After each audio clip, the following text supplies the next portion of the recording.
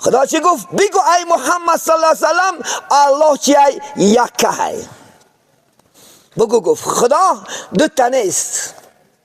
خدا گفت همیشه یک است، یگانه است. انشاءالله خدا قد الله الصمد، خدا گفت به نیاز است، به حاجت است. ما حاجت به خدا داریم.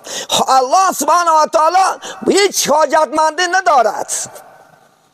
ما شما محتاج، ما شما دائم به الله چی علاقه داریم. بیمار شیم چی میگیم؟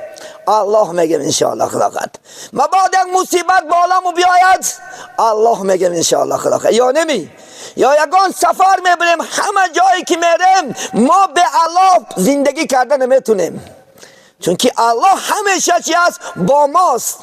همیشه الله چیزی قوه است که مانده بسیار یاردم کننده است، دل مونا پر کننده. نه ترس